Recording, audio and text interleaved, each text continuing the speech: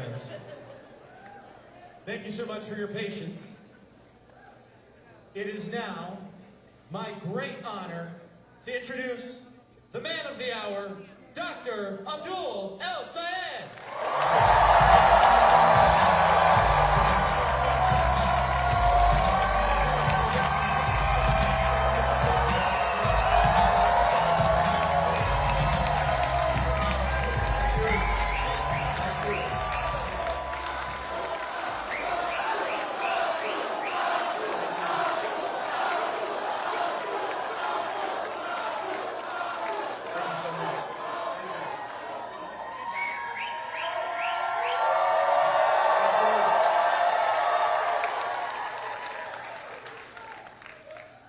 Y'all, money out of?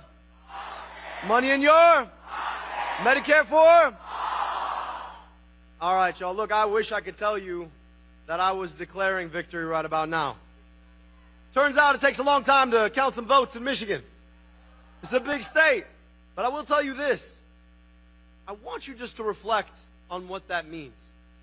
Right now, we are on track to vastly outvote the historical numbers that we should have expected. And that tells you about the kind of movement that we were able to inspire. A movement that kicked off 15 months ago, traveling this state, up and down, spending time in churches in Detroit and living rooms in Lansing, VFW halls in Escanaba, backyards in Grand Rapids, sometimes in rooms of 2 or 3, sometimes in rooms of 2,000 or 3,000. And across that movement that we built, there was an inspiration in the idea that we could take our government back. Government of the people, by the people, and for the people, instead of government of the corporations, by the special interests, and for the billionaires. And because you had the audacity to believe in that, you know that the billionaires, the corporations, and the special interests, they weren't going to give up lightly. We all knew they were going to spend their money. We didn't know they were going to spend $70 million of their money. We didn't know that they were going to outspend us $11 to $1. And yet we're still standing.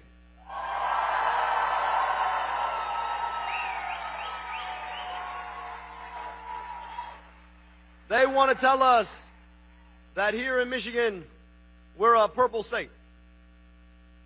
That somehow everybody walks around wondering, I wonder where I stand on a left-right spectrum. When really, up and down the state, what you hear is, I wonder how I can afford my rent. I wonder how I can afford my groceries. I don't know what will happen if I get sick because I can't afford my deductible. We are not a purple state. We are a state in need of a movement to take our politics back. And despite their spending, despite their lies told in ad after ad after ad after ad on TV, we're walking into the rest of this evening with a 3-point lead.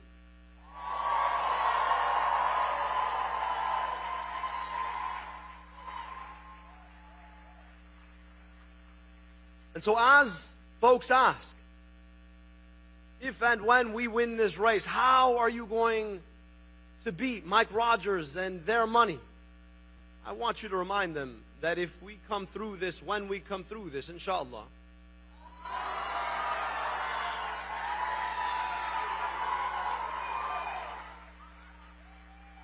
that we'll have taken $70 million on the chin and kept fighting back.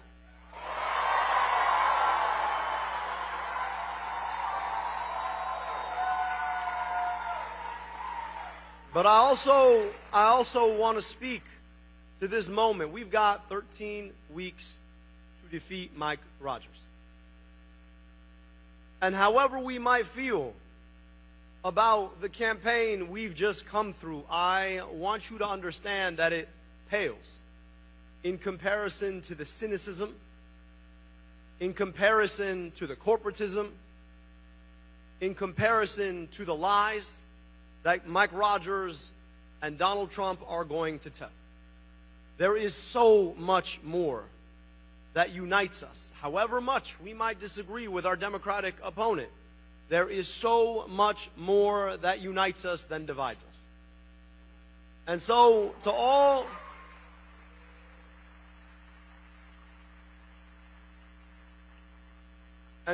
all of our supporters here tonight, watching on TV, tomorrow we begin to mend fences.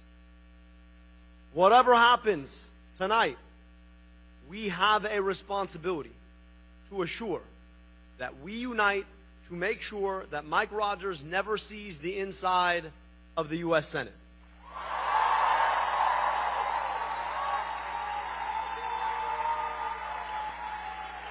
And I'm going to ask,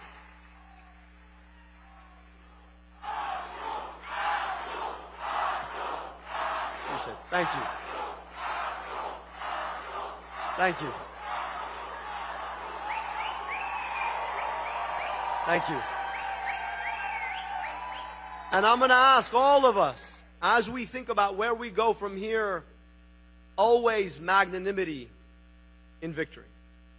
So if your instinct is to be like, I told you, no. Let's come together to build a movement that's even bigger, that's even stronger, that's even more powerful, that reaches into the very depths of this state, that reminds us the best of who we are and who we can be. That is the commitment I want all of us to be making as we leave here tonight.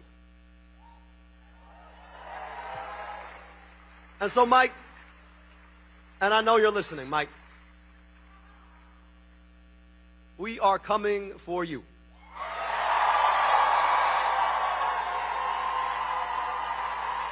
I just gotta tell you, I was in med school while Mike Rogers was in Congress. This is a guy who's never seen a check from a pharmaceutical lobbyist he didn't want to cash. He sent our campaign a cease and desist for calling him a pharma lobbyist. But I don't know. If it looks like a duck, quacks like a duck, smells like a duck, how am I supposed to know it's a goose? So look, forgive me, Mike. I just know that you spend so much time with pharma lobbyists, I just thought you were one. You've taken so much money for them to raise our prescription drug prices. I just thought that you just got into business. After all, you haven't really explained how you made $14 million golfing in Florida. Unless it was trading on all the government relationships you built when you were in Congress. So I don't know, maybe 14 million wasn't enough. You got to come back, get some more relationships and trade on them too? This is a guy who has never seen a check from a corporation he did not want to corrupt himself with. And here's the thing about it. He can't decide which era of Republican he wants to be from. On the one hand, he was from the neocon era that had us fighting unnecessary wars in Iraq, swore up and down he could never support Donald Trump, then went to Mar-a-Lago when he decided to run for Senate the first time, and licked all the boots until he finally got that Trump endorsement. So he's both the worst of the neocon era and the worst of the MAGA era. And I just think that's the worst of all. Because at least you should know who you are. But I promise you, Mike, by the time we are done with you, all of Michigan is going to know who you are.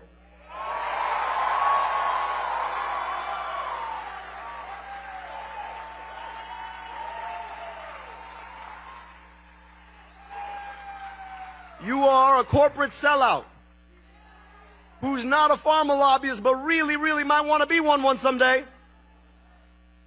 who voted to raise our prescription drug prices, who supported wars we don't need to fight, who tried to shut down our bridges, who wants to stand in the way of our unions, who should never see the inside of the U.S. Senate.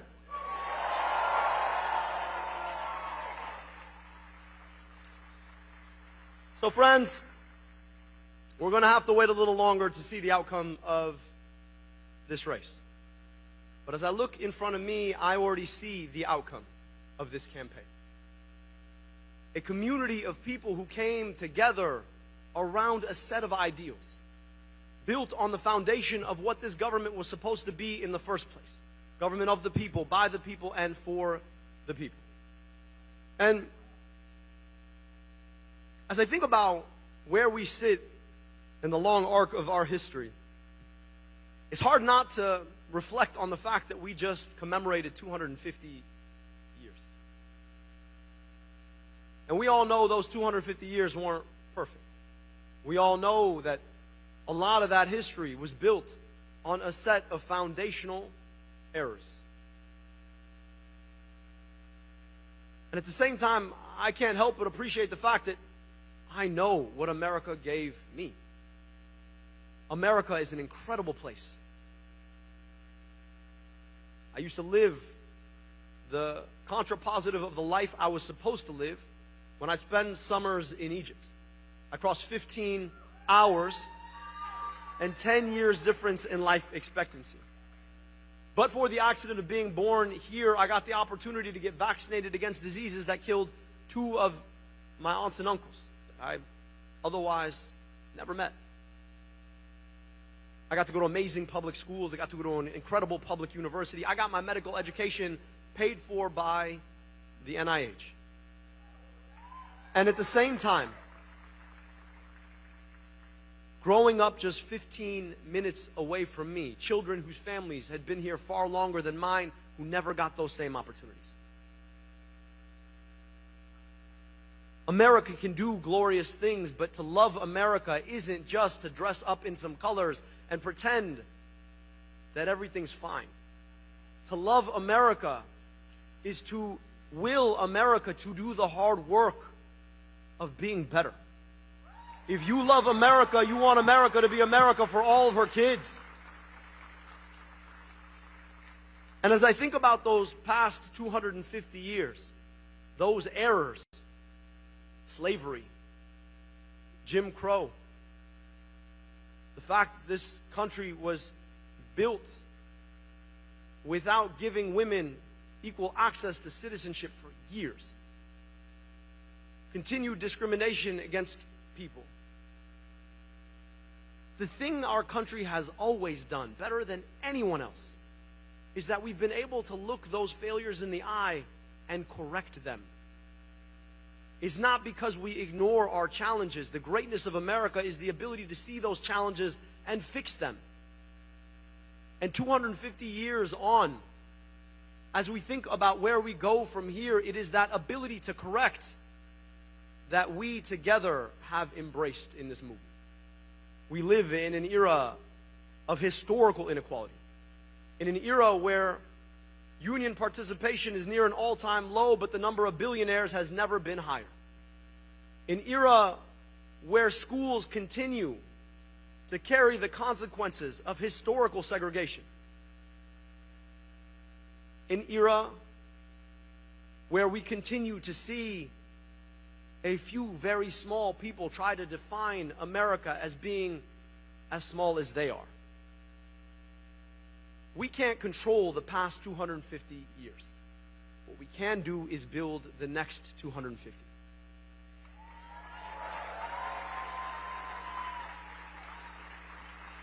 And to do that, it's going to mean movements like this one, of the people, by the people, and for the people, with a distinct purpose of taking on the challenges that we face. Those movements have never been more important than they are right now. I look in front of me and I see all kinds of colors, all kinds of stories coming together around the idea that we can have nice things, we just can't do it alone. That to have them, we're going to need to reach across the divides they tell us we can't breach. Divides of race, of faith, of geography, of sexual orientation, gender identity, to build together what we want to hand off to our kids and our grandkids.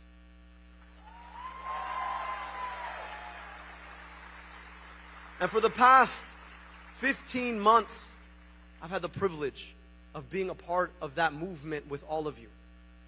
And so as we continue forward, for the next 13 weeks, I am asking you to put your shoulder in the work to make sure that we defeat Mike Rogers, we defeat and send a blow to Trumpism, and we do the work of building that next 250 years that all of us deserve, because at some point, whether you know them or you don't, the future will ask you, what did you do in this moment? For me, it looks like two little girls, ethnically half Indian like their mom, ethnically half Egyptian like me, 100% American.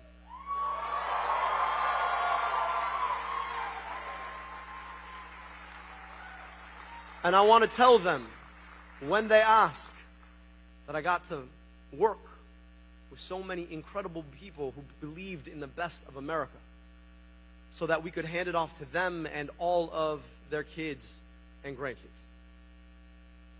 Ask yourself what we could be if we treated all our kids like they were all our kids. Ask yourself what it would mean when it comes to where we spend our tax dollars, about the schools we build, the health care we provide, the opportunities we would want. And for the next 13 weeks and the next 6 years after that, I'm asking you to join me in helping to build that America.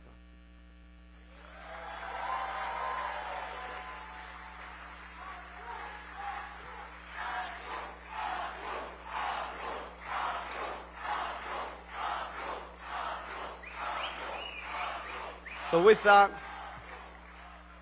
we should know who the victor will be tomorrow. And the work starts anew. And so for one last time for this primary, money out of? Money in your? Medicare for? Let's go win. Thank you so much.